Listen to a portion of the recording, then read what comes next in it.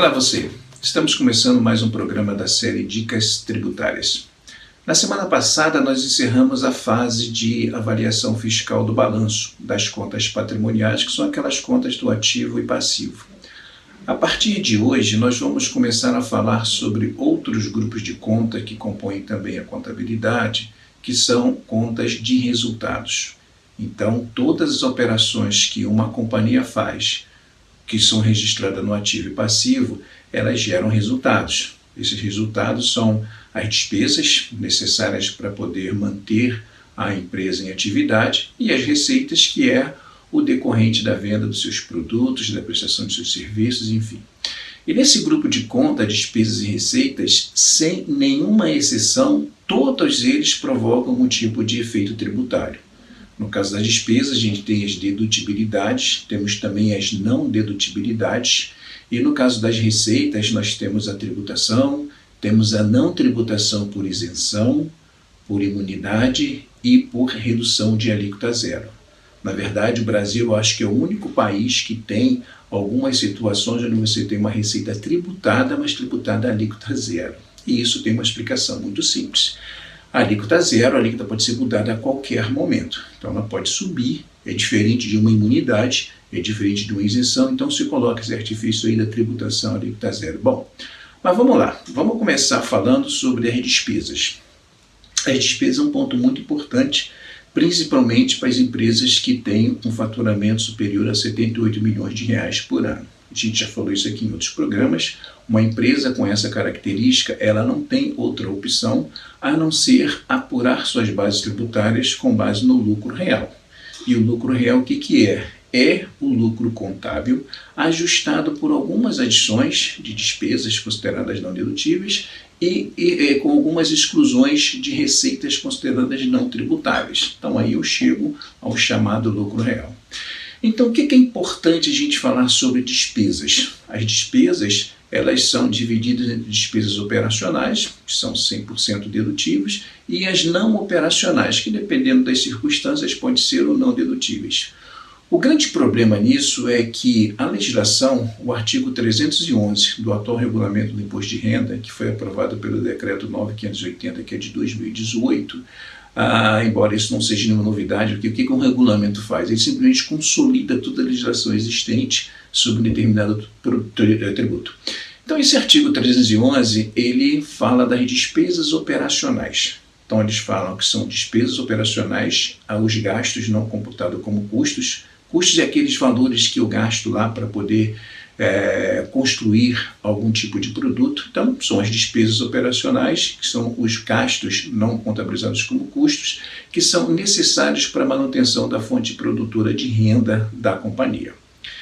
Esse artigo tem 3 parágrafos somente, e um deles é que tem um pouco mais de importância, que ele considera como despesas operacionais também as despesas usuais, necessárias e que guardam relação com a atividade da empresa.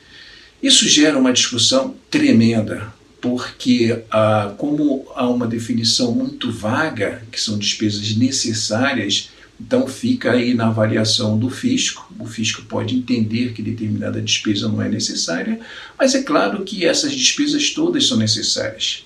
Nenhum empresário gasta algum valor para obter um determinado resultado que não seja por ele considerado necessário. Mas a Receita Federal não pensa assim.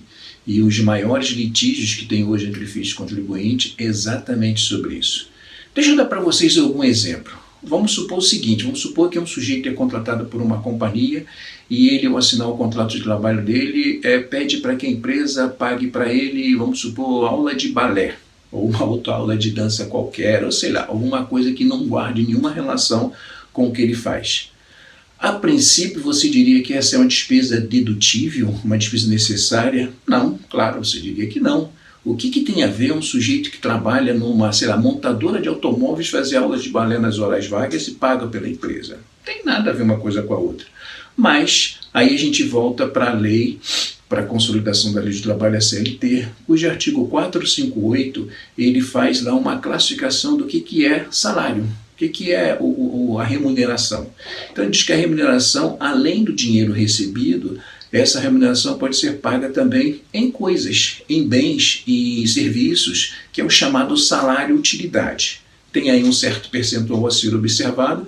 Então vamos supor, no momento que esse sujeito foi contratado, ele falou para a empresa dele: olha, é o seguinte, eu quero receber aí parte do meu salário em aula de balé. E aí, qual o problema? Isso deixou de ser aula de balé, passou a ser uma remuneração, passou a ser salário. E o salário é necessário para a manutenção da atividade, ou seja, o trabalho que aquele funcionário faz é necessário? Claro que é. Então passa a ser uma despesa dedutível. Eu já trabalhei numa empresa onde um determinado percentual do salário anual era pago para a gente em utilidades. A gente poderia escolher atividades relacionadas com o meu cuidado físico. Então eu tinha aula de tênis, paga pelo banco. Eu não tinha aula de balé, mas eu tinha aula de tênis, eu tinha lente de contato, tinha uma série de outras coisas que eu tenho aí a possibilidade de ser incluída na minha remuneração. E com isso era uma despesa dedutível. Tem outro exemplo também que eu vivi na minha vida profissional, de um profissional que contratou um jatinho para fazer uma viagem entre Rio e São Paulo, para fechar um contrato, e a Receita Federal pegou os gastos com aquele jato e considerou como não dedutível, que disse que não era necessário, porque ele tinha outros meios de chegar. Só que na defesa nós comprovamos que ele tinha um determinado tempo para chegar em São Paulo, para assinar um contrato que trouxe uma receita milionária para a companhia dele, e ele não tinha outra forma de chegar dentro do prazo que era exigido se ele não tivesse fretado um jato particular para isso.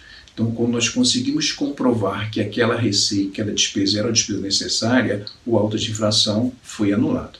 Então, o importante quando se fala de despesa é exatamente isso. Bom, essa despesa é de fato necessária, mesmo que ela possa parecer estranha. Se ela é necessária, não posso ter nenhuma dúvida. Faço a despesa, pago, contabilizo, deduzo e tudo mais. E se a Receita vier discutir comigo, a Receita é que vai ter que provar para mim que ela é não necessária. Então não é a nomenclatura da despesa, não é o tipo de despesa que vai determinar se ela é dedutível ou não. O que vai determinar a dedutibilidade dela é a importância que ela tem na aquisição da receita, na manutenção da fonte produtora de renda daquela companhia e qual é a importância que ela tem no contexto operacional. Isso é que é importante. Então, uma vez provado isso, a Receita Federal pode argumentar o que quiser que eu consigo aí resolver esse problema. Bom, agora tem que tomar alguns cuidados também, porque tem a lei, se eu não me engano, é a 9779, o artigo 13º dela, que ela faz um elenco de despesas que são despesas não dedutíveis. Então eu tenho que tomar cuidado que ali eu estou elencado. Então, por exemplo, um exemplo, arrendamento mercantil e despesas com ativo imobilizado, manutenção, depreciação, etc., somente se o objeto do arrendamento ou o bem do ativo imobilizado estiver intrinsecamente ligado à produção de renda. Então tem que tomar cuidado com isso, porque eu já vi casos, por exemplo, de empresas que o seu principal acionista tem um avião. E é um avião, um Boeing grandão, que ele usa para fazer viagem de recreio com a família, para diversas coisas, e não necessariamente são utilizados para ganhar receita para a empresa dele. E, no entanto, toda despesa de arrendamento mercantil tem sido considerada como dedutível. Isso é um risco muito grande de um dia a Receita chegar nesse assunto. Então, esse é um exemplo, né, de coisas que eu não é intrinsecamente ligado à minha produção, eu não poderia tomar a dedutibilidade. Fora isso, tudo aquilo que não estiver listado nessa lei e tudo aquilo que eu gastar e tiver como justificar que é uma despesa operacional necessária, eu não posso ter medo da Receita Federal. Eu devo fazê-la e qualquer coisa que a Receita Federal venha discutir, eu tenho os argumentos suficientes para derrubar o auto de infração. Bom, esse é o capítulo das despesas e no próximo a gente vai falar sobre receitas, que é a coisa que a gente mais gosta, né? Ter uma receitinha no bolso. Qualquer dúvida que tiver sobre esse assunto, a gente vai muito rápido nesse assunto, vocês podem me procurar, podem mandar uma mensagem para mim que eu terei prazer em responder. Valeu, um abraço, tchau, tchau.